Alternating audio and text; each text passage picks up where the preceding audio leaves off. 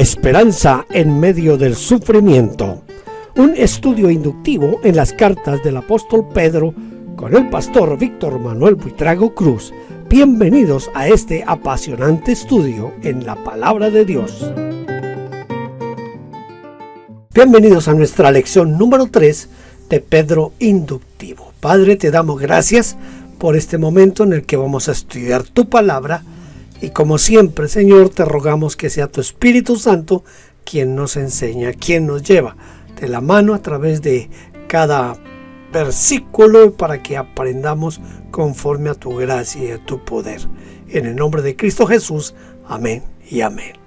Muy bien, hoy vamos a mirar nuestra clase número 3 y vamos a estudiar Primera de Pedro 1 del 17 al 25. Vamos entonces a iniciar leyendo el versículo 17. Y si invocáis por Padre a aquel que sin acepción de personas juzga según la obra de cada uno, conducíos en temor todo el tiempo de vuestra peregrinación. Muy bien, vamos a nuestra ayuda del PowerPoint y vamos a iniciar ya con el capítulo 1, versículo 17. Entonces iniciamos con nuestras preguntas de ayuda a nuestro pasaje. ¿Qué es invocar por Padre? Invocar por Padre significa llamar y se utiliza cuando uno llama a Dios pidiendo su ayuda o su respuesta o para que sea nuestro testigo en una causa. Pero invocar al Padre no es lo mismo que invocar por Padre. Escuchen, no es lo mismo invocar al Padre que invocar por Padre. Invocar al Padre es dirigirse a Dios llamándolo. E invocar por Padre es declarar que Dios es nuestro Padre.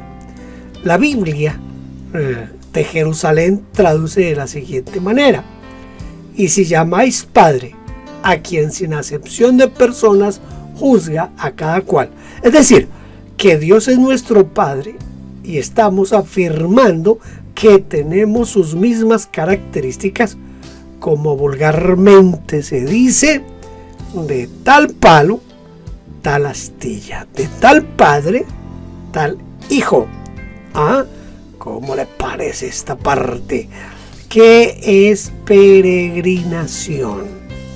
En este caso, la peregrinación no es un recorrido o viaje que se hace o que hace una persona de un lugar a un lugar sagrado como un acto de fe y devoción o para cumplir una promesa. No, no es eso. Por ejemplo, como las famosas peregrinaciones a Santiago de Compostela en España, o también la que hacen a la Meca allá en Arabia Saudita todos los musulmanes, que deben hacerlo por lo menos una vez en su vida. En nuestros países latinoamericanos es muy común esto de las peregrinaciones a diferentes lugares sagrados. En Bogotá, Colombia, tenemos un lugar que se llama Monserrate y la gente hace peregrinaciones a Monserrate, suben el cerro y lo suben a pie. Algunos lo suben de rodillas, algunos lo suben descalzo, otros, hay muchas maneras en que suban al cerro de Monserrate. Esto es una peregrinación. También en Buga hay una parte que se llama el Señor de los Milagros y los colombianos generalmente van a hacer su peregrinación allí, y supongo que en toda Latinoamérica hay lugares donde la gente acostumbra a ir a su peregrinación. Entonces, aquí cuando estamos hablando de esta peregrinación, no estamos hablando de ese tipo de viajes, no. Estamos hablando cuando el apóstol Pedro escribió: conducíos con temor y temblor todo el tiempo de vuestra peregrinación. Se refirió no a un viaje determinado, sino a toda nuestra vida. ¿Entiende eso? El término griego peregrinación significa residir o vivir en el extranjero. Porque nuestro verdadero hogar, escuche esto, nuestro lugar permanente no está en ningún lugar de la tierra, sino en el cielo. Y mientras vivimos aquí, sabemos que estamos de paso. Por eso la versión latinoamericana dice: tomen en serio estos años que viven fuera de la patria. O también condúzcanse con respeto mientras estén aquí de paso. Recuerdo ahorita en la carta del apóstol Pablo, dice: más nuestra ciudadanía está en los cielos, de donde también esperamos a nuestro Señor y Salvador Jesucristo. Ahora, ¿por qué debemos conducirnos con temor? Mire, debemos conducirnos con temor y tomar decisiones con temor, porque el temor a Dios es el principio de la sabiduría, y porque sin acepción de personas Dios juzga, evalúa, resuelve y decide sobre todas nuestras obras. Por eso, ante cualquier decisión, deberíamos preguntarnos: ¿lo que estoy a punto de hacer le agrada a Dios? ¿O aquello que quiero decir va a bendecir a los demás, los edificará?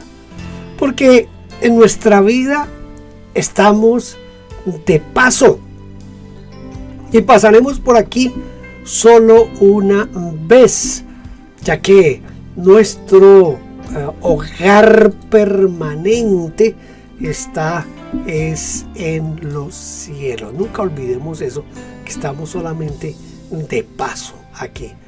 Nosotros tenemos que estar en un lugar donde vamos a vivir por la eternidad. Leamos el versículo 18 y 19. Dice: sabiendo que fuiste rescatado de vuestra vana manera de vivir, la cual recibiste de vuestros padres, no con cosas corruptibles como oro o plata, sino con la sangre preciosa de Cristo, como de un cordero sin mancha y sin contaminación. Sin contaminación. Esto es lo que nos dice el apóstol Pedro. ¿Qué podríamos nosotros, o qué significa la frase fuiste rescatado de vuestra vana manera de vivir? Significa que Dios nos sacó de una vida inútil. Escuche, de una vida inútil, vacía, sin propósito, que hemos heredado de nuestros antepasados. Rescatar significa, escuche, recuperar mediante pago algo que estaba en poder de otro. Es recuperar algo que estaba perdido. En este caso, lo que estaba perdido y en poder del diablo era nuestra propia vida. Por eso, una vida sin propósito es incompatible con la vida cristiana. Porque Dios no nos salvó para que no hagamos nada. No, porque eso sería regresar al estado de inutilidad en el que antes nosotros estábamos o vivíamos. Antiguamente se rescataban a las personas a cambio de dinero por nosotros, por medio de que fuimos rescatados. Esto es bien importante. A mí a veces me da no sé qué pensar en que como que no entendemos bien el pago que se hizo por nosotros.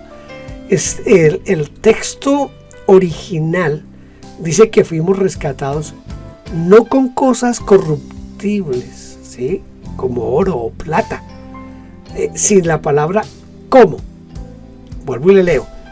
Lo que dice el texto es no con cosas corruptibles, oro o plata. No estaba la palabra como, que supuestamente fue añadida para aclarar el texto, pero en realidad lo oscureció, porque da la idea que entre las cosas corruptibles está el oro y la plata. Pero no fue lo que quiso decir el apóstol. sino que fuimos rescatados no con cosas materiales o corruptibles, ni con oro o plata, sino, escuche, con la sangre preciosa de Cristo Jesús. ¿Por qué les digo yo que a veces me parece que la gente no entiende esto? Porque hay una tendencia últimamente, desde hace algunos años, a judaizar la iglesia, y cuando se intenta judaizar la iglesia es desconocer el nuevo pacto, la sangre de Cristo. Tengamos cuidado con eso. Oiga, mucho cuidado, porque eso lo único que hace es hacernos daño a nosotros. Y debemos cuidarnos que no nos haga daño la vida que llevamos, la manera en que andamos en la vida cristiana. Vamos a leer los versículos 20 y 21. Ya destinado desde antes de la fundación del mundo, pero manifestado en los postreros tiempos por amor a vosotros, mediante el cual creéis en Dios, quien le resucitó de los muertos y le ha dado gloria, para que vuestra fe y esperanza sean en Dios. ¿Qué es ser destinado? ¿Qué es ser destinado? La palabra destinado significa señalar una cosa para un fin. Es designar el puesto, la ocupación o el lugar donde una persona va a servir. En este caso, la palabra griega utilizada aquí es proginosko, que significa ya saber ya, conocer anticipadamente, escoger desde un principio, es escoger de antemano. Eso es lo que significa destinado. Según el versículo anterior, ¿a qué fue destinado Cristo desde antes de la fundación del mundo? Mire, Cristo fue destinado desde antes de la fundación del mundo para ser un cordero sin mancha ni contaminación. Que ese cordero iba a entregar su vida.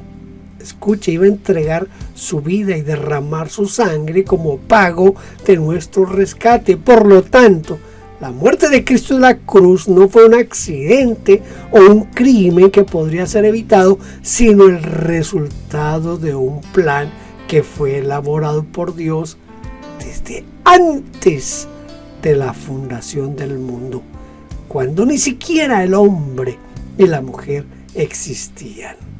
En ese gran momento prehistórico, no solamente Cristo fue predestinado para morir en la cruz, sino también a nosotros Dios nos escogió en Él, es decir, en Cristo, antes de la fundación del mundo, para que fuésemos santos y sin mancha delante de Él en amor, habiéndonos predestinado para ser adoptados hijos suyos por medio de Jesucristo. Bueno, esto es lo que se lee en Efesios 1 del 4 al 5, que nos escogió en Él, en Cristo, antes de la fundación del mundo. ¿Con qué propósito y para qué Dios resucitó a Cristo de los muertos y le ha dado gloria? Dios resucitó a Cristo de los muertos y le ha dado gloria para que nuestra fe y esperanza sean en Dios. Porque sin la resurrección, Jesús sería solamente un mártir, un buen hombre condenado injustamente, torturado y colgado en una cruz e incapaz de librarse de sus enemigos. Sin la resurrección de Cristo, no podríamos creer en Dios. No podríamos creer que Él puede vencer a la muerte. No podríamos creer que un día también nosotros resucitaremos. Por lo tanto, podemos afirmar que nuestra fe descansa enteramente en la resurrección y glorificación de nuestro Señor Jesucristo. Porque si Cristo no resucitó, vana es entonces nuestra predicación, vana es también nuestra fe, dice Pablo en 1 Corintios 15:14. Pero Cristo ha resucitado para que nuestra fe y esperanza sean en Dios. Tremendo ese asunto, para que sean nuestra fe esté fundamentada en Dios, solamente en Dios. Para eso es la glorificación del Señor Jesucristo. Leamos los versículos 22 al 25. Habiendo purificado vuestras almas por la obediencia a la verdad, mediante el Espíritu, para el amor fraternal no fingido, amaos unos a otros entrañablemente de corazón puro, siendo renacidos, no de simiente corruptible, sino de incorruptible, por la palabra de Dios que vive y permanece para siempre. Porque toda carne es como hierba, y toda la gloria del hombre como la flor de la hierba.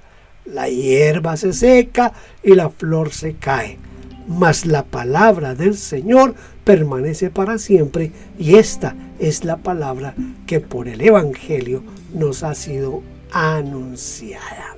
Entonces, ¿cómo purificamos nuestras almas? ¿Cómo purificamos nuestras almas? La purificación del alma fue una de las preocupaciones de los filósofos griegos. Por ejemplo, como Platón, quien decía que el cuerpo es la cárcel del alma y que el cuerpo está sujeto a corrupción, por lo tanto, jamás poseeremos el objeto de nuestros deseos, es decir, la verdad. Esto nos dice Fenón en Platón. Y que la filosofía es la preparación para la muerte, porque allí, en la muerte, somos liberados del cuerpo, por lo tanto, allí es purificada nuestra alma. Tal vez Pedro está respondiendo a los que seguían este tipo de filosofías al afirmar que purificamos nuestras almas por la obediencia a la verdad. Que la verdad se puede alcanzar en vida en este cuerpo mediante el Espíritu Santo. De esta manera, nuestro cuerpo se convierte no en una cárcel del alma, sino en el templo del Espíritu Santo. Esto es bien importante. Téngalo bien en cuenta. Nuestro cuerpo es templo del Espíritu Santo. ¿Cuál es el propósito final de la purificación de nuestras almas? Mire, el propósito final de la purificación de nuestras almas es para que amemos a los demás con sinceridad. Dice, para el amor fraternal no fingido. Tal como traduce la Biblia, el libro del pueblo de Dios, dice así: por su obediencia a la verdad, ustedes se han purificado para amarse sinceramente como hermanos. Entonces, ¿cómo debemos amarnos entre nosotros? Debemos amarnos intensamente, de todo corazón, dice la Biblia latinoamericana, constantemente, dice la Biblia al día, o como dice nuestra versión, la versión Reina Valera del 60, amaos unos a otros entrañablemente con corazón puro. ¿Cuál ha sido la simiente que nos hizo renacer? La semilla o la simiente, el germen incorruptible que nos hizo renacer o nacer de nuevo, ha sido la palabra de Dios que vive y permanece para siempre. Por eso estudiamos la palabra de Dios en la iglesia. Las iglesias tienen a veces grupos pequeños donde se estudia la palabra de una manera un poco más cercana. Para eso hacemos estos estudios inductivos, porque la palabra de Dios debe ser estudiada, debemos aprenderla y obedecerla y vivirla y enseñarla. que prediques la palabra. Escuche este consejo que le dio Pablo a Timoteo: que prediques la palabra, que instes a tiempo y fuera de tiempo, redarguye, reprende, exhorta con toda paciencia y doctrina. Esto dice segunda a Timoteo 4:2. Porque la semilla de la palabra tiene vida propia, la potencia para hacer renacer a una persona. Vamos a descubrir la palabra del Evangelio en Isaías 40, del 1 al 11. ¿Por qué citamos esto? Porque Pedro cita allá atrás un texto muy importante. ¿Saben que ese fue uno de los primeros textos que yo me aprendí de memoria? Sécase la hierba, marchítase la flor, mas la palabra del Dios nuestro permanece para siempre. El Evangelio quiere decir buenas noticias. Y las buenas noticias que son anunciadas en Isaías 40 son: primero, nuestros pecados fueron perdonados. Segundo, que si cambiamos de actitud, es decir, si enderezamos nuestros caminos, se manifestará la gloria de Dios. Tercero, que somos como la hierba que se marchita y se cae, en contraste con la palabra de Dios que permanece para siempre. Por eso vivirán para siempre los que recibieron la palabra de Dios y la retienen. Dice 1 Corintios 15:2: por lo cual asimismo, si retenéis la palabra que os he predicado, sois salvos. En cuarto lugar, que Jesucristo regresará para gobernar, para recompensar a cada uno de acuerdo a su labor y para pastorear a su pueblo, llevándolos en su regazo. En su brazo llevará a los corderos. Dice Isaías 40, del 9 al 11. Bien, llegó el momento de aprender nuestro texto bíblico de memoria. Hoy está bien fácil porque es el versículo 23.